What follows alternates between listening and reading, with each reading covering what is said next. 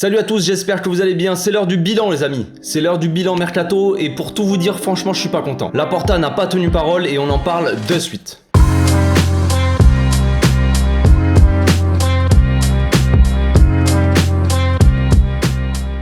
Au passage n'hésitez pas à vous abonner, liker et commenter, c'est le meilleur moyen de me soutenir et ça fera plaisir à tonton. On nous avait parlé d'une révolution au club, ça avait parlé de 11 départs, de 9 arrivées, de je sais pas quoi et finalement combien sont partis? Combien sont partis?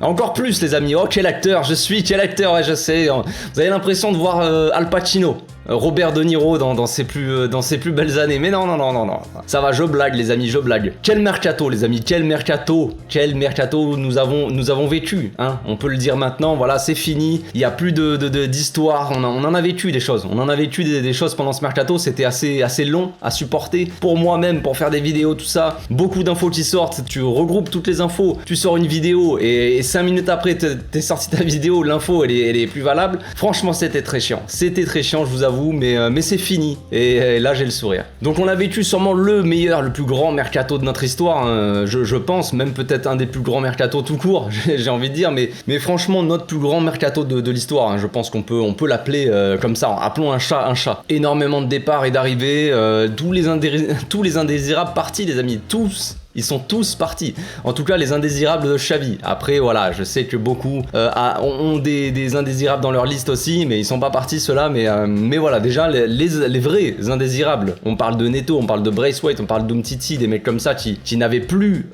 qui ne faisaient pas partie du projet, ils sont tous partis les amis. Quand même avant de démarrer la vidéo, je tiens à commencer par une minute de silence pour le départ de Braithwaite qui m'attriste fortement les amis quand même, ça m'a fait beaucoup de peine donc je vais faire une minute de silence si vous le permettez. Il déconne hein, les gars, il déconne. Tu m'as cru? Ouais je sais. On reste dans l'actoring, Robert De Niro, Al Pacino. T'as compris. Donc franchement, si c'est pas le moment d'applaudir Laporta et Alemany, je ne sais pas à quel moment on pourra le faire les amis. J'attends la statue devant le stade d'Alemany. S'il faut la construire moi-même je sais pas, en papier mâché, en pâte à modeler, je le ferai. Je ferai une statue de Padre Mani en pâte à modeler et j'irai l'afficher devant le stade. Si c'est ça qu'on attend de moi, écoutez, que dois-je faire à ce moment-là? Que dois-je faire? En un seul mercato, on a réussi à faire ce que personne ne pensait faire, personne ne pensait que ça pouvait arriver et on l'a fait les amis, on l'a fait. En un seul mercato, on l'a fait partir. C'est incroyable ce qui s'est passé. Donc comme je l'ai dit, le mercato était super long, il s'est passé plein de trucs. Au début de mercato, ça nous assurait que Haaland allait venir. Erling Haaland va venir les gars, montez dans le train, tchou, Haaland va venir, donner des pièces jaunes, je sais pas, faites avec le Barça fan et tout ça. Ça c'était la plus grande vanne sûrement de ce début de mercato, bon, qui est arrivé quand même bien avant le mercato, hein, c'était déjà cet hiver je crois, je sais même plus à force, mais quelle grande vanne cette histoire aussi, une belle supercherie. Il y a eu l'histoire aussi de Romero qui avait dit au début de mercato, je sais plus à quel moment, Frenkie de Jong va partir à 95%, bon voilà. Ensuite la fin de mercato un peu folle où Romero pareil et d'autres pages d'autres médias nous ont assuré que c'était très fort probable qu'il y ait une grosse surprise hier en fin de journée, grosse annonce le soir tout ça, on y a tous cru, on s'est tous un peu enflammés, on s'est dit allez let's go les gars, on va vivre une dernière émotion, une dernière la cerise sur le gâteau, tu sais, c'est vraiment le truc ultime. Bernardo Silva va arriver peut-être, non il s'est rien passé, on a juste signé Bellerin et Marcos Alonso et ça s'arrête là, pas de grosse surprise, donc un peu de déception. Voilà, donc je vais pas cracher sur Romero non plus parce que il a quand même dit pas mal de choses qui se sont avérées réelles pour le coup, mais il a sorti quand même des petites dingueries. Après comme je l'ai dit, j'ai fait un live Twitch hier avec quelques abonnés, c'était sympa, mais on parlait un peu de ça et on a vu Romero qui a reçu des menaces de mort et tout, mais elles sont allumées, hein, Heureusement que c'est que du foot les gars, parce que franchement sinon qu'est-ce qui se passerait? Mais voilà, bon le gars des fois faut pas le prendre au sérieux, c'est un mec qui aime bien faire le spectacle, ça se voit direct aussi, donc forcément il est dans l'entertainment tu vois, donc ça fait partie du jeu, mais bon voilà, il a un peu joué au con quand même. Enfin bref, passons tout ça, on va quand même parler de ce qui nous importe le plus, c'est-à-dire le sujet de la vidéo, tous les transferts, les départs, les arrivées. On va commencer par les départs quand même, on a une sacrée liste quand même, donc je sais pas si je vais oublier quelqu'un, je ne pense pas, mais bon, Je vais lire ma petite liste. On a Braithwaite, Neto, Umtiti, Coutinho, Langlais, Mingueza, Riqui Puig, Moussa Wadji, Jutla, Abde, Remanaj, Trincao, Nico, Collado, Dest, Alves, Ludegoat, Adama, Aubameyang. Comme je l'ai dit, voilà, j'espère que j'ai oublié personne dans l'eau, mais il y avait beaucoup de monde, donc compliqué de se souvenir de qui est parti, c'est une dinguerie. Mais voilà, il y a beaucoup de... Dans cette liste-là, il y a eu beaucoup de prêts, il y a eu beaucoup de quelques fins de contrat, beaucoup de quelques ventes vite fait, mais surtout beaucoup de rupture de contrat tout simplement. Donc ça, c'est un peu le point négatif à ce mercato-là, c'est évidemment que qu'on a quand même libéré énormément de monde, donc on aurait pu ramener un petit peu de thunes dans la petite besace, mais ça ne s'est pas fait évidemment, mais comme vous avez dû le comprendre et comme je l'ai déjà dit dans ma vidéo là sur Bartomeu là, il y a pas si longtemps, il y a 2 jours là, ces joueurs-là sont invendables en fait. Ils ont un giga salaire comme je l'ai déjà dit, ils ont une valeur marchande qui a baissé parce qu'ils ont des mauvais résultats, parce qu'ils sont nuls tout simplement la plupart du temps, ou soit ils ont été mauvais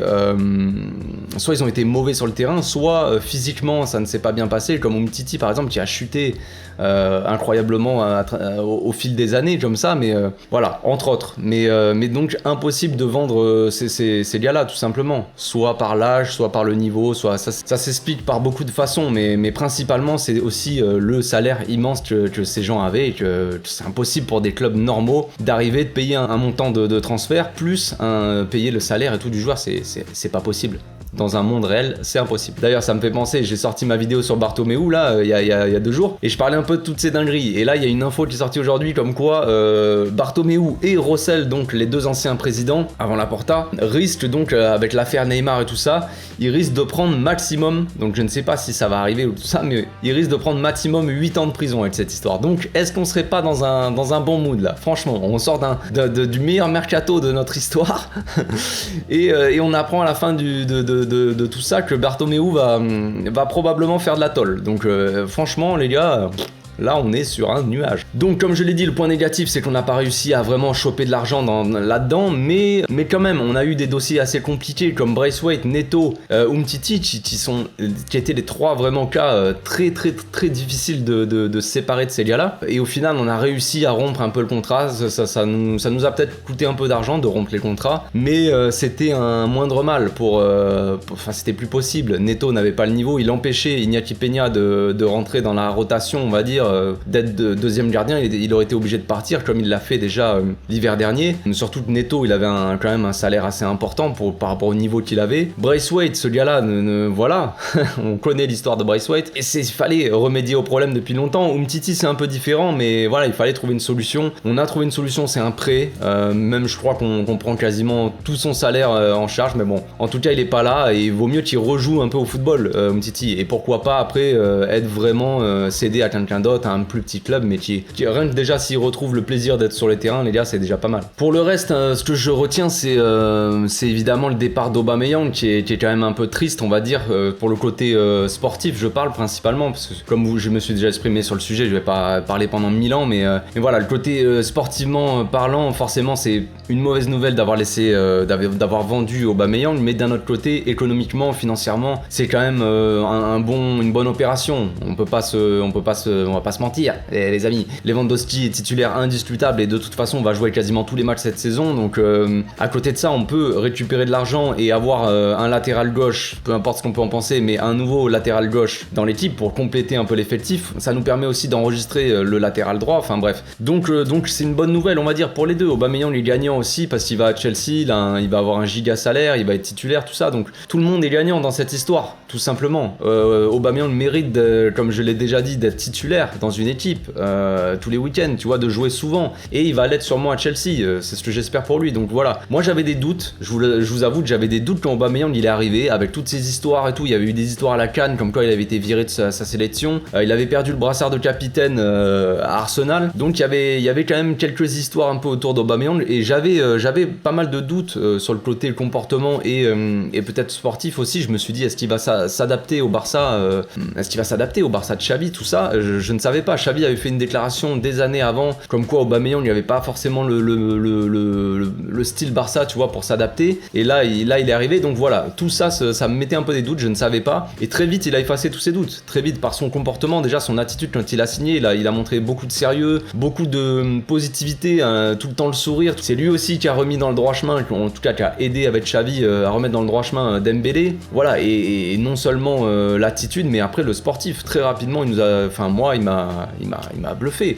Il m'a bluffé. Il a marqué énormément de buts importants, doublé contre le Real. On se souvient des buts contre Naples en Ligue Europa, tout ça. Il a mis beaucoup de buts et il nous a vraiment beaucoup apporté sportivement. Et tout ça, c'est, on peut le remercier, mais 1000 fois quoi. Je veux dire, parce qu'il arrive dans une période où c'était la pire période pour nous depuis des années, et il nous a aidé aussi à nous remettre dans le droit chemin, et donc voilà, un grand merci à Aubameyang, frérot.